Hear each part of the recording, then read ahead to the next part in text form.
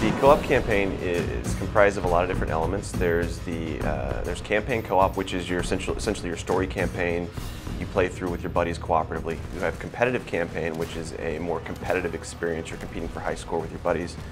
You're getting all kinds of bonus multipliers, and we have all kinds of Easter egg hidden scoring opportunities, things like that throughout the game. Then we have a thing called death cards, which basically you collect the death cards throughout the game, and they allow you to modify your co-op private games with different kinds of modifiers that make the gameplay completely new and interesting and unique. And there's a lot of different combinations that you can do. You do collect the death cards throughout the campaign. They're placed just throughout the levels. You know, we've tried to be very careful to not turn the game into an Easter egg hunt and make it so that there are these crazy things that you just have to go hunting for all throughout the game. They're in fairly hidden locations within the typical battle.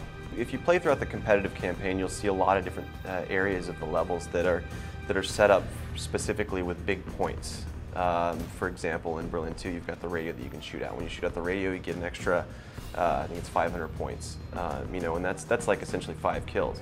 So if you're playing with your buddies and you're familiar with the level and they're not familiar with it, and they've got you beat on the high score, you can go through and you can try to get these little Easter egg points before they do, and it can bump your score up big time, especially if you have a bonus multiplier. The basics of the competitive scoring are that you get points for kills, you get points for different types of kills. Melees are one of the highest unique points that you can get. Headshots are right behind that.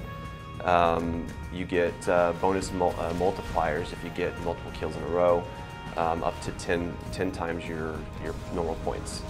And the 9 times and 10 times multipliers you can only obtain through getting melees or headshots. On the 10 times multiplier you can only get through melees. So it's it creates a very dynamic, competitive environment to play in. The points will feed into your leaderboards, so you are essentially trying to get the highest spot on the leaderboard. And we have leaderboards for every campaign mission for competitive co-op. And it is, of course, bragging rights. And you also you can unlock challenges in co-op challenges, and the challenges that you unlock will feed into your global rank. They unlock XP, and your global rank allows you to unlock weapons and attachments and challenges and upgrades in multiplayer as well. You do get assist points. You get points for reviving your allies, and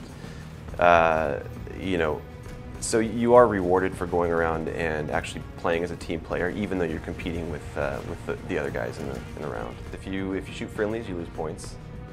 If you go down, if you get shot down, you're basically waiting to be revived. You lose points for that.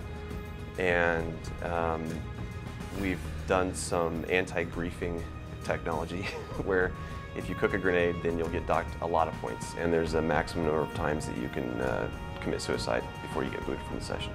The majority of the single-player campaign is also playable in co-op. There's a couple levels that just didn't make sense to play with co-op.